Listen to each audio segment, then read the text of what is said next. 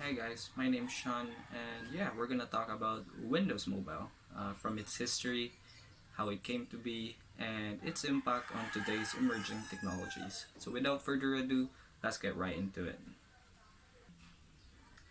So yeah, before dissecting each stepping stones made by Microsoft leading up until what Windows Mobile has been known for, we're gonna have a quick overlook of the history of Windows Mobile. So where did it all begin, you ask? It all started way back in the year 1996 with the Windows CE mobile operating system. But the Windows Mobile in itself first appeared in the year 2000 with the brand name Pocket PC 2000, but later on it was changed and officially known as Windows Mobile in the year 2003, and at which point it came in several versions similar to the desktop Windows operating systems and was aimed at business and enterprise consumers. When initially released in the mid 2000s, it was to be the portable equivalent of what the Windows Desktop OS was, a major force in the then emerging mobile and portable areas. But it never really quite took off. Instead, it was always on the lower end of the market compared to its rival mobile operating systems. You've guessed it, Android and iOS. Windows Mobile in the following years unfortunately rapidly faded. And by February of 2010, Microsoft finally announces its official death by announcing Windows Phone to supersede the Windows Mobile. And as a result, Windows Mobile has been deprecated. And the last known version of Windows Mobile after the release of Windows Phone was Windows Mobile 6.5.5. After this, Microsoft ceased development for Windows Mobile in order to support and concentrate on the development of Windows Phone. And that's it, folks, for the quick overlook of the Windows Mobile history. And now we're gonna start dissecting each stepping stones made by Microsoft to lead up until what Windows Mobile has been known for. Now let's talk about Windows CE. Microsoft's work on handheld portable devices began with research projects in the year 1990, but the actual Windows CE development started in the year 1992. The main purpose of developing Windows CE was for ease of use and portability for people who are always on the go. Now, why didn't Microsoft settle for Windows CE? First, because it was slow. Second, it was unstable. Slow because of the hardware limitations back in the day, and unstable due to the reason being it was based on a Windows 95 code. Now imagine this, an operating system made specifically for a system unit architecture being ported to a portable handheld device. No, I don't think that would work, does it? Now, let's head on to the second major stepping stones made by Microsoft leading up until to what Windows Mobile has become. So what is Pocket PC 2000? Pocket PC 2000, or originally codenamed as Rapier, was released in April 19, 2000. The operating system was based on Windows CE 3.0 kernel. It was the debut of what was later on dubbed as Windows Mobile Operating System, and meant to be the successor of operating systems aboard palm-sized PCs. Pocket PC 2000 was intended mainly for Pocket PC devices. However, several palm-sized PC was also given the ability to be upgraded to Pocket PC 2000 as well. While several Pocket PC 2000 phones were released, Microsoft's smartphone hardware platform was not yet created. As a result, Pocket PC 2000 was released in multiple CPU architectures. Now let's head on to the next stepping stone made by Microsoft, which is Pocket PC 2002. So the second iteration of the Pocket PC series is Pocket PC 2002, which is originally codenamed as Merlin. It was released way back 2001 in October, and like the first iteration, it was also based on the Windows CE 3.0 kernel. Now, what's the difference between the first iteration and the now Pocket PC 2002. Pocket PC 2002 has added newly and updated features. This includes MSN Messenger, Windows, Pocket Outlook, Pocket Word, and the Windows Media Player 8 with streaming capabilities. Now, Pocket PC 2002 also has improved its connectivity with beaming non-Microsoft mobile devices like Palm OS. Now, let's head on to the next and finally the first iteration of Windows Mobile. So finally, let's talk about the very first iteration of what is known the Windows Mobile. It was originally called as Pocket PC 2003, but later on it was changed to Windows Mobile 2003 under the code name Ozone. It was released on June 23, 2003, and like the previous Pocket PC iterations, it was also based on the Windows CE kernel. However, it was based on an updated one.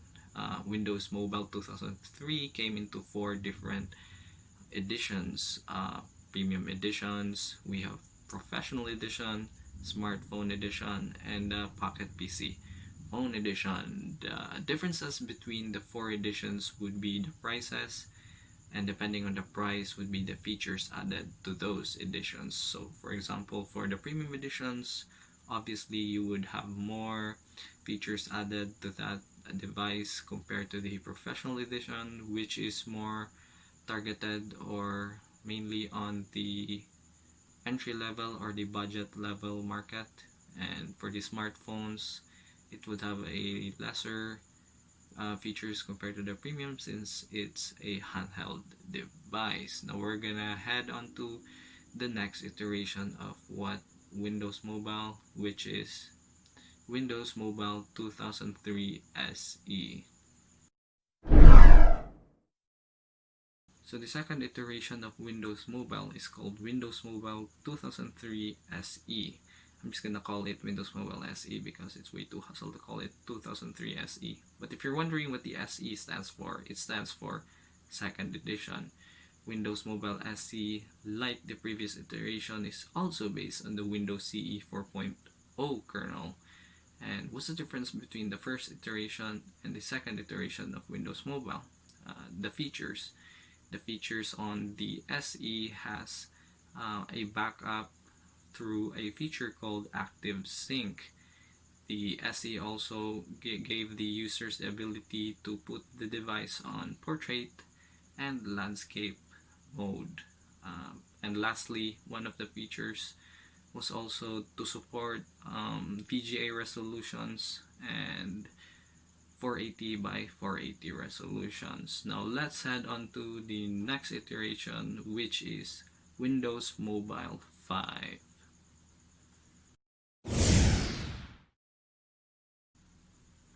So the Windows Mobile 5 update came in tons and tons of added features.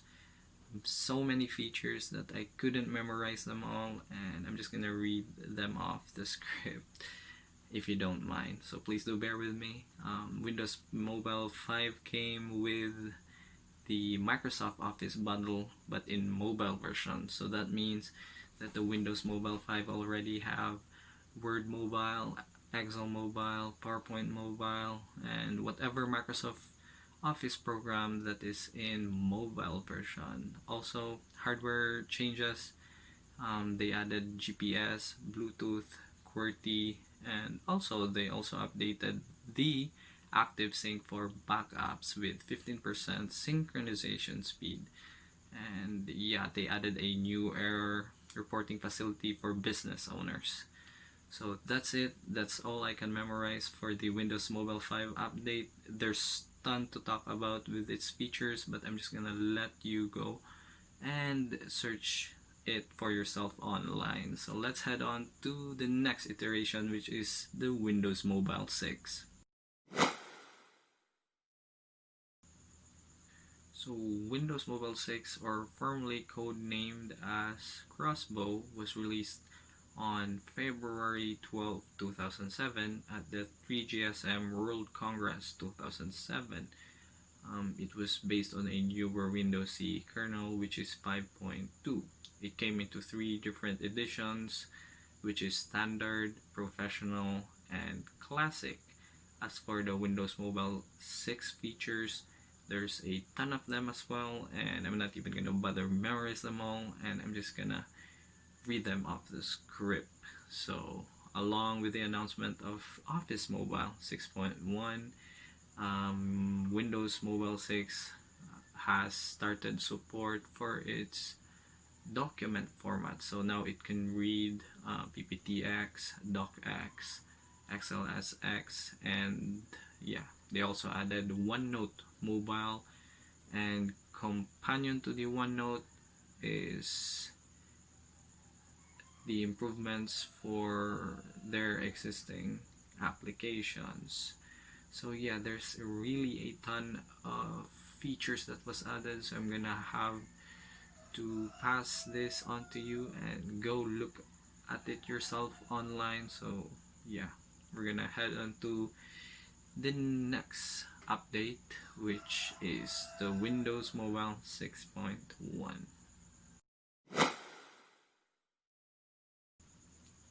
For the Windows Mobile 6.1 update, aside from the performance tweaks and enhancements, they also redesigned the home screen for the standard edition. So that's all for the update for the 6.1. There's not much features added on the update.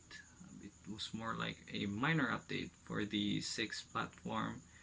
So let's head on to the next major update and the last update for the Windows Mobile, which is the 6.5.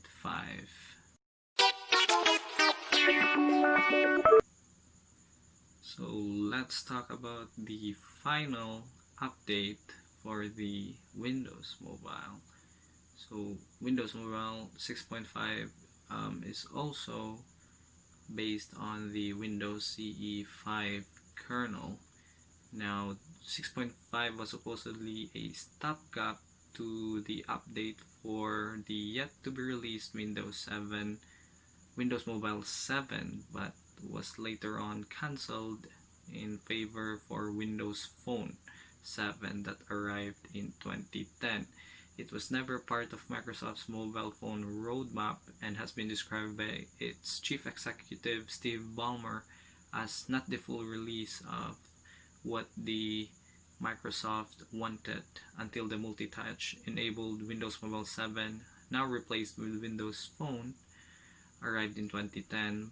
Ballmer also indicated that the company screwed up with Windows Mobile. He lamented that the Windows Mobile 7 was not yet available and the Windows Mobile team needed to try to recoup the losses. So Microsoft unveiled this version at the 2009 Mobile Congress in February, and several devices were supplied with it. It was released to manufacturers on May 11, 2009, and the first devices running the operating system appeared in late October 2009. So that's it for the Windows Mobile operating system. The impact on today's technology with Windows Mobile was great, to say the least. Albeit that the technology never really worked. The same goes for, spoiler alert, Windows Phone. It led to many, of course, innovations on today's smartphone market, and the small PC devices market, like the Nukes from Intel. And yeah, it led to innovations for smaller device but with stronger insides, or stronger insides, that sounds weird. No, strong performance with lower profile. So yeah, the run was kind of iffy, but kudos to Microsoft for running it for years and profited from it. So that's my input on the whole Windows Mobile thing. And yeah, I hope you enjoyed the video, and I hope you grasped something from my not so quality video, since I'm gonna edit this on my phone, and I'm gonna edit this with less cuts. I mean, there are some cuts, but I'm gonna have it as very low storage as possible, or so that I can upload this in no time. So I'm really sorry for the low quality video, but I sure do hope that you can bear it with me. I'm not on my usual station, but yeah, I'm managing somehow. So that's it for this video. Thank you for watching. Subscribe, and yeah, bro fist.